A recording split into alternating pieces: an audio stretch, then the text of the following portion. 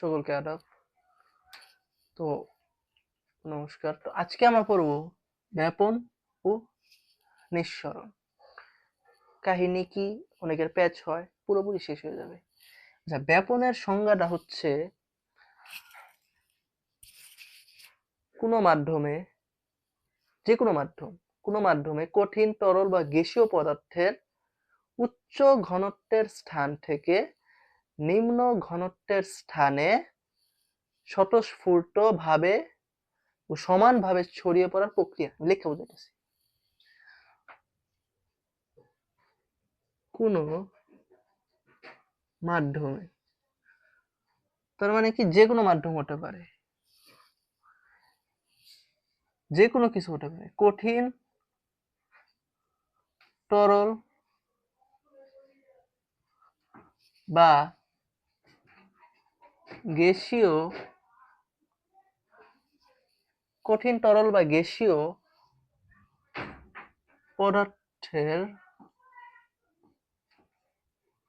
পদার্থের কি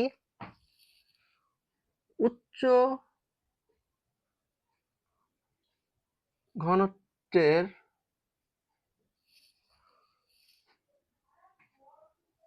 স্থান, এটা মার্ক করো, উচ্চ ঘনত্বের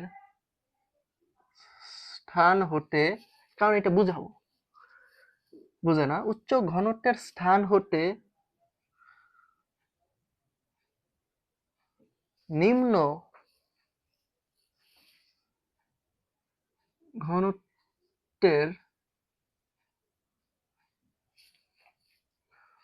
সেটা একটু মার্ক করা দরকার। উচ্চ ঘনত্বের স্থান হতে নিম্ন ঘনত্বের স্থানে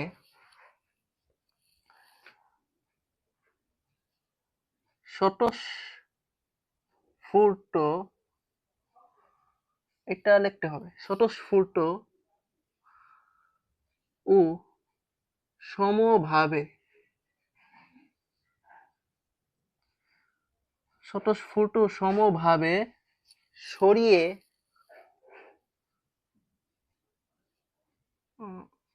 পড়ার কি বানাম কি হবে, এক্সকিউজ মি,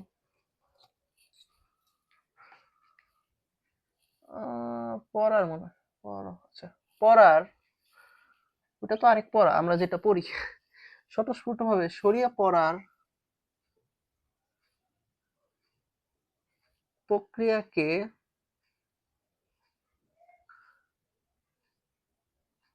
ব্যাপন বলে।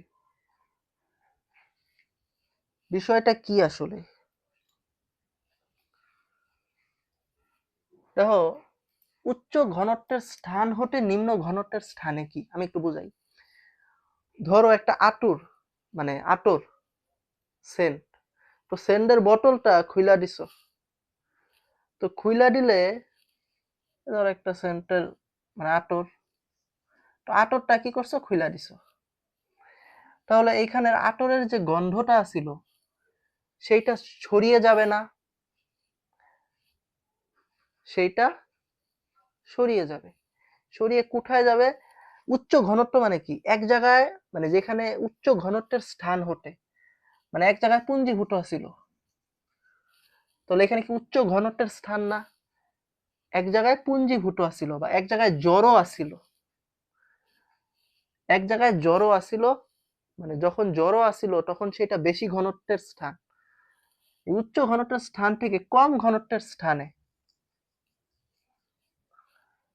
উচ্চ ঘনত্বের স্থান হতে কম ঘনত্বের স্থানে, মানে আগে এক জায়গায় জড়ো ছিল, এখন সেটা কম জায়গায় গেছে। সেম তো, আতরটা বোতলের মধ্যে ছিল, জায়গা কম, ঘনত্ব বেশি, এখন সে যখন বাইরে গেছে তখন সে উচ্চ ঘনত্বের স্থান থেকে নিম্ন ঘনত্বের স্থানে গেছে না, মানে আগে সে জড় অবস্থায় ছিল, মানে আটাআটি অবস্থায় ছিল, এখন সে কি করছে, এই উচ্চ ঘনত্বের স্থান থেকে নিম্ন ঘনত্বের স্থানে,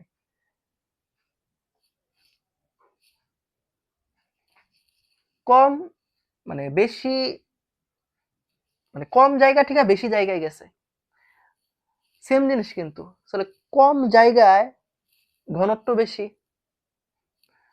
এখানে ঘনত্ব কম, ঘনত্ব বেশি,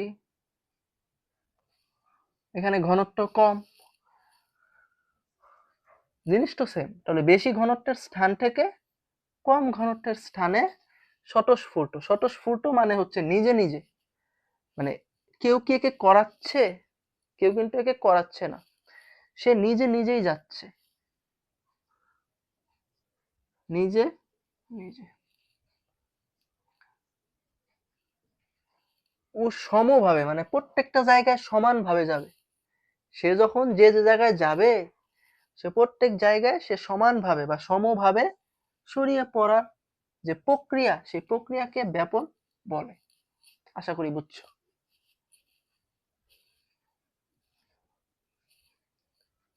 কোনো মাধ্যমে কঠিন, তরল বা গ্যাসীয় পদার্থের উচ্চ ঘনত্বের, মানে বেশি জায়গা থেকে কম জায়গায় গেছে, উচ্চ ঘনত্বের স্থান থেকে নিম্ন ঘনত্বের স্থানে স্বতঃস্ফূর্ত সমভাবে ছড়িয়ে পড়ার প্রক্রিয়াকে ব্যাপন বলে। স্বতঃস্ফূর্ত মানে কি নিজে নিজে, সমভাবে কি প্রত্যেক জায়গায় সমানভাবে। সো নিজের মতো লিখবা, আমি কিন্তু মানে লেখার আগে এটা পড়িও নাই, আমি নিজের মতো লিখছি, আমার কাছে যেরকম লাগছে আমি সেরকম লিখছি। তোমরা যদি কনসেপ্টটা বুঝো নিজের মতো লিখতে পারবা, সমস্যা নেই। আচ্ছা, এখন আসো নিঃসরণ কি। নিঃসরণ যেমন একটা সেন্টের বটল, এটা একটা উদাহরণ। তো সেন্টের বটলে কি করা লাগে, চাপ দেওয়া লাগে না। তো সেন্টের বটলে চাপ দিলে, সেন্টের বটলে চাপ দিলে সে কি করে, সরু একটা সিদ্ধ পথ দিয়ে, সরু একটা সিদ্ধ পথ দিয়ে সে বাইর হয়, এবং সে যখন বটলের ভিতরে আসিল তখন সে কিন্তু উচ্চ চাপে আসিল, এবং যখন সে বটল থেকে বাইর হইতাছে তখন সে নিম্ন চাপে যাইতাছে না। সেটাই হলো নিঃসরণ, যে সরু সিদ্ধ পথে চাপ প্রয়োগের মাধ্যমে উচ্চ চাপের জায়গা থেকে নিম্ন চাপের জায়গায় স্বতঃস্ফূর্ত বা নিজে নিজে ছড়িয়ে পড়ার প্রক্রিয়াকে নিঃসরণ বলে। আমি লেখা দিতেছি।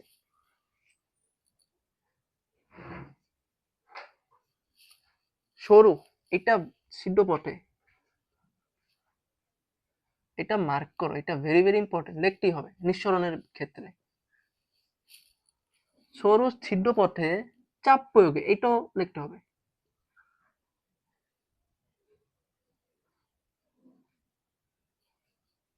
এই দুটো জিনিস লিখতেই হবে। সরু সিদ্ধ পথে চাপ প্রয়োগে উচ্চ চাপের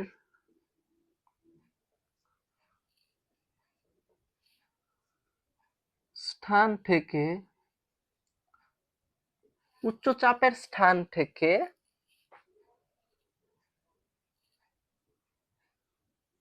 কোনো গ্যাসের, উচ্চ চাপের স্থান থেকে কোনো গ্যাসের নিম্ন চাপের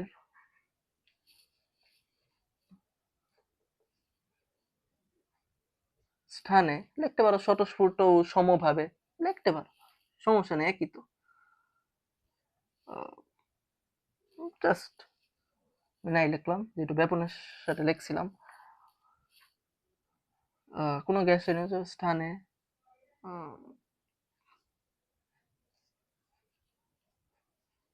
তাহলে স্বতঃস্ফূর্ত লেখাও যায়, নাও লেখা যায়, কারণ এখানে তো আমরা চাপ প্রয়োগ করতেছি, তাই না? বাট ব্যাপনে স্বতঃস্ফূর্ত লিখতেই হবে, কারণ ব্যাপনটা হয় নিজে নিজে, কারোর মাধ্যমে না।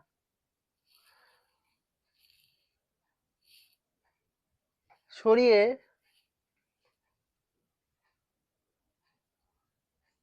পড়ার প্রক্রিয়া হলো নিঃসরণ। আশা করি তোমরা বুঝতে পারছো, যে সেন্ডের বোতল, এই সেন্ডের বোতল সরু সিদ্ধপথ থাকে, চাপ প্রয়োগ করলে সেন্ডের বোতলে চাপ প্রয়োগ করলে সরু সিদ্ধপথ দিয়া উচ্চ চাপ, মানে সেন্ডের বোতলে চাপ বেশি আছিল না, চাপ কিন্তু বেশি আছিল, সে যখন বাইরে যেতেছে উচ্চ চাপের স্থান থেকে কোনো গ্যাসের নিম্ন চাপের স্থানে ছড়িয়ে পড়ার প্রক্রিয়া হলো নিঃসরণ। বুঝতে পারছো? আচ্ছা, কাম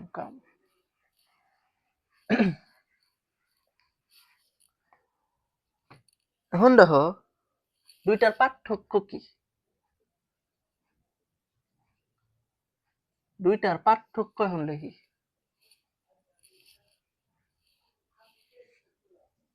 আচ্ছা, এটা ব্যাপন, নিঃসরণ, এই দুইটার পার্থক্য। তাহলে ব্যাপনের ক্ষেত্রে কি থাকে? প্রধান যে পার্থক্য, ব্যাপন কিন্তু স্বতঃস্ফূর্ত, মানে নিজে নিজে হয়।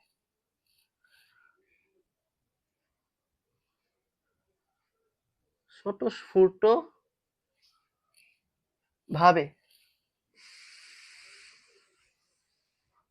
অর্থাৎ নিজে নিজে সংগঠিত হয়।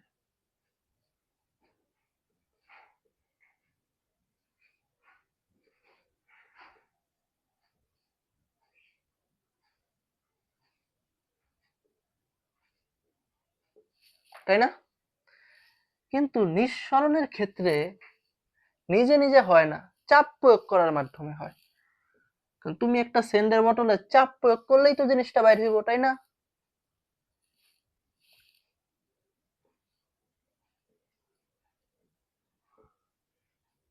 আমি নিজের মতো লিখতেছি, চাপ প্রয়োগের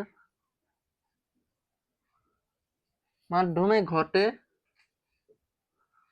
অর্থাৎ স্বতঃস্ফূর্ত নয়।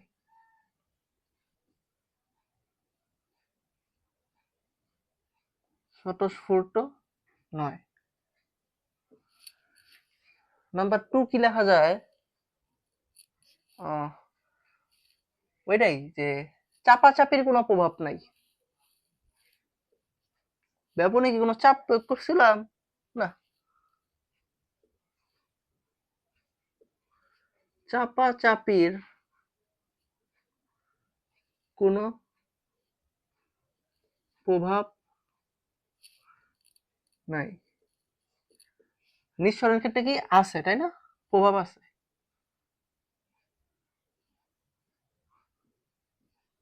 এই সুন্দর করে লিখো যে চাপাচাপির প্রভাব আছে।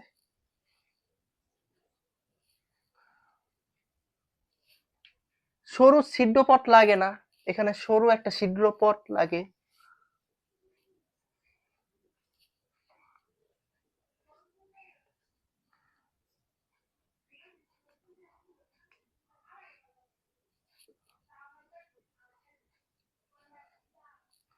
সরু ছিদ্রপথ লাগে না, এখানে কি একটা সরু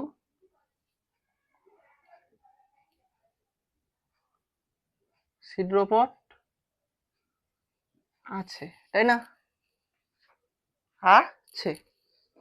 তো এরকমই আর কি কি থাকতে পারে একটু চিন্তা করো তো।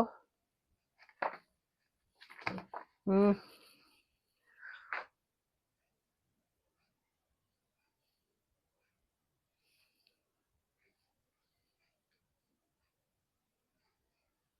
এইগুলোই, আরো যদি কয়েকটা থাকে বইয়ের থেকে একটু দেখে নিও আর কি কি আছে পার্থক্যের মধ্যে দিতে পারি।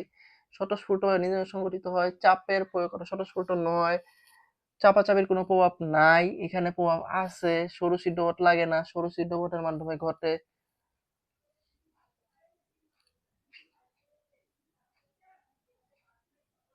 আর নিঃসরণটা মেবি ওই গ্যাসীয় মাধ্যম লাগে,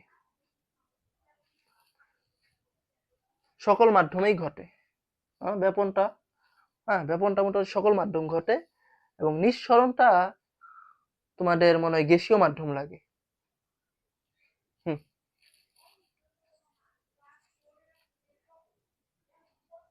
গ্যাসীয় মাধ্যম লাগে।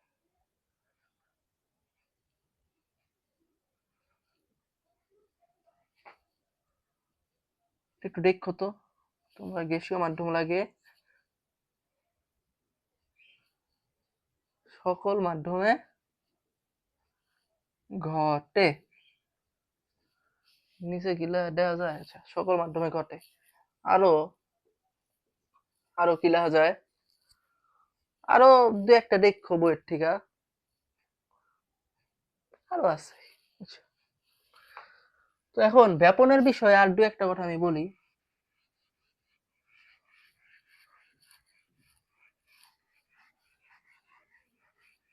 এই ব্যাপনটা আসলে ভরের একটা প্রভাব আছে। এই এক শেষ নাকি, ও মাই গড, ভরের ভরের প্রভাবটা কিরকম দেখো। ব্যাপন মানে কি, ছড়িয়ে পড়া না? তাহলে যার মনে করো ভর বেশি, ধরো আমি তো আসলে চিকনও না মোটাও না, সো যে ধরো একটু মোটা, মনে করো একটা দৌড় প্রতিযোগিতা হইতাছে, সো যে মনে করো মোটা, সে কি খুব তাড়াতাড়ি দৌড়াইতে পারবে? সে খুব তাড়াতাড়ি দৌড়াইতে পারবে না। কিন্তু যার ভর কম, সে কিন্তু তাড়াতাড়ি দৌড়াইতে পারবে। যার আণবিক ভর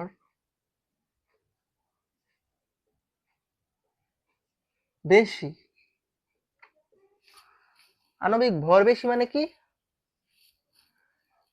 মানে যার ভরটা বেশি, তার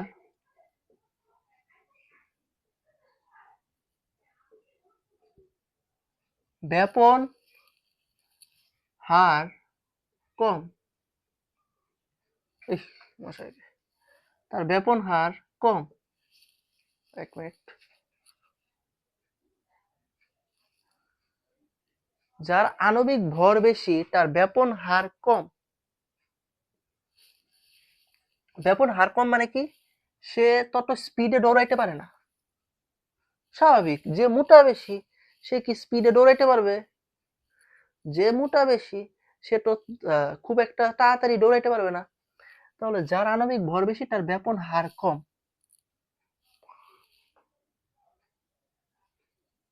অর্থাৎ তার কোনো মাধ্যমে ব্যাপিত হতে, ব্যাপিত দেখতে অনেকের মাথায় হাত, স্যার কি লিখলেন? ব্যাপিত মানে হচ্ছে ছড়িয়ে পড়তে। কোনো মাধ্যমে ব্যাপিত বা ছড়িয়ে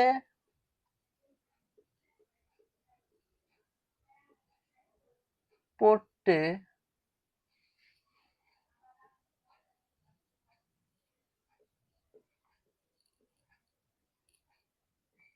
বেশি সময় লাগবে না? স্বাভাবিক, বেশি সময় লাগবে। মানে যার আণবিক ভর বেশি, মানে যে মোটা মানুষ, এক্সকিউজ মি, তোমার কেটে গেছিল, তার ব্যাপিত বা ছড়িয়ে পড়তে তার কি বেশি সময় লাগবে, তাই না? স্বাভাবিক তো। আর যার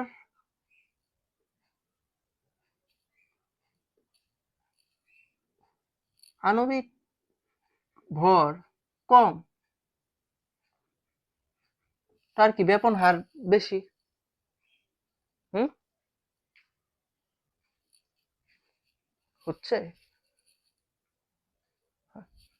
যার আণবিক ভর কম,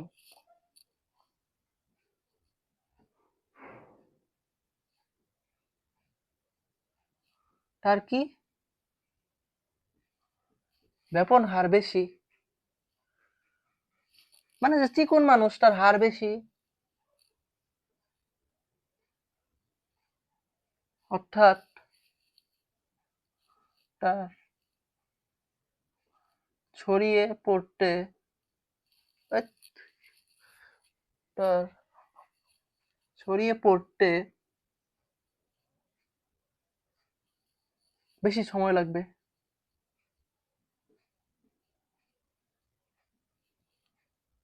তো এটা পোলা মানে প্যাঁচ লাগায়, বুঝছো? তাহলে এইটা থেকে কি আমরা বলতে পারি না যে মানে আণবিক ভর দিয়ে লিখি, এটা যায় তো, তাই না?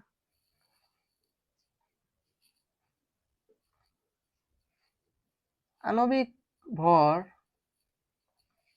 ব্যস্তানুপাতিক ব্যাপন হার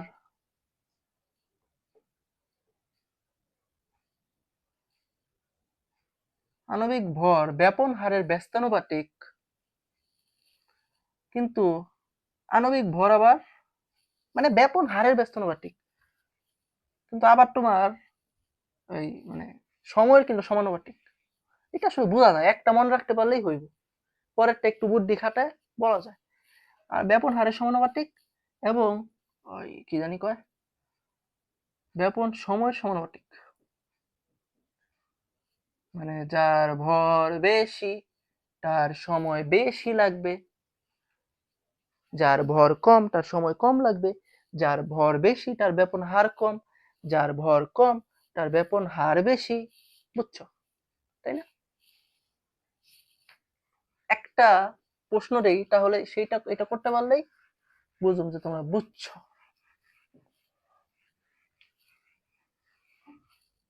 নাইট্রোজেন ও অক্সিজেন গ্যাস, নাইট্রোজেন ও অক্সিজেন গ্যাস কার ব্যাপন হার বেশি?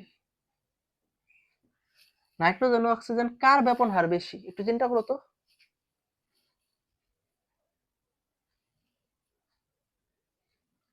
নাইট্রোজেন ও অক্সিজেন কার ব্যাপন হার বেশি?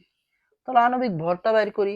এখানে নাইট্রোজেন গ্যাসের আণবিক ভর কত? 14 ইন্টু 2 28 গ্রাম। অক্সিজেনের আণবিক ভর কত? 16 ইন্টু 2 32 গ্রাম। একটা 28 গ্রাম, একটা 32 গ্রাম। কার বেশি? অক্সিজেনের বেশি। তাহলে যার বেশি মানে সে মোটা। তাহলে 1 মিনিট, ভিডিওর একটু কাটতে গেছিল, আমি অ্যাড করে দেব, সমস্যা নাই। আচ্ছা, এইটার 28 গ্রাম, এইটার 32 গ্রাম। তাহলে 32 গ্রাম বেশি মানে তার ভর বেশি, সে মোটা, সে বেশি জুড়ে দৌড়াইতে পারবে না, সেই কারণে এর হার কম। এবং এইটার ওজন কম, তাহলে বেশি দৌড়াইতে পারবে। তাহলে ওজন যদি কম হয়, এর ব্যাপন হার বেশি। তাহলে বুঝতে পারতেছো যে আণবিক ভরের সাথে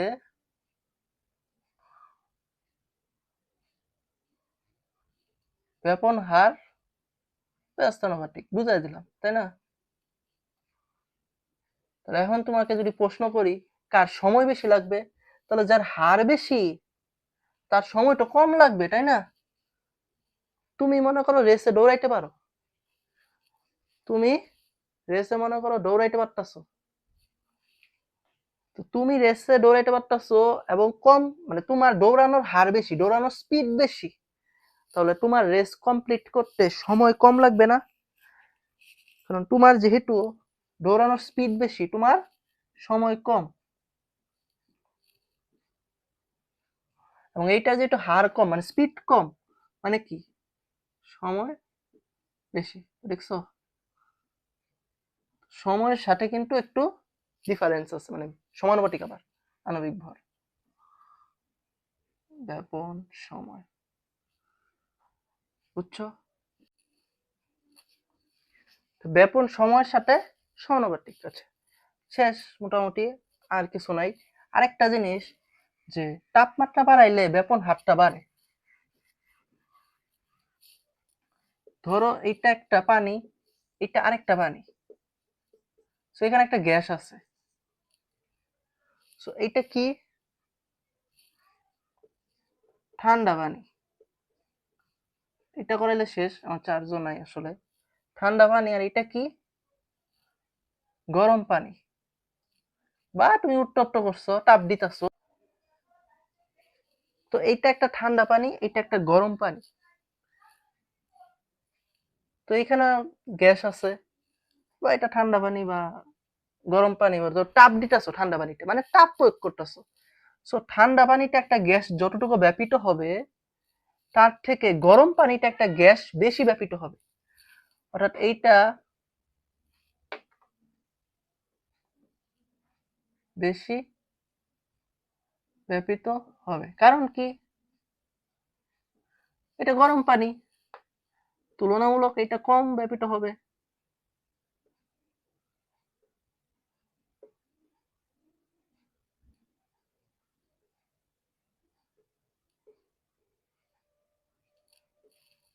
বুঝছো?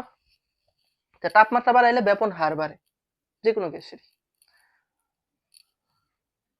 ঠিক আছে, আর তো আসলে ফোনে চার্জ নাই, আর ওটা এটা পারতাম। যা পড়াইছি এনাফ, ঠিক আছে? এইটুকু আগে শিখো, এনাফ। ঠিক আছে, সকলকে ধন্যবাদ।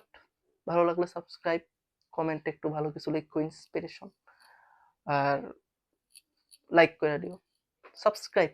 ঠিক আছে, ধন্যবাদ সকলকে।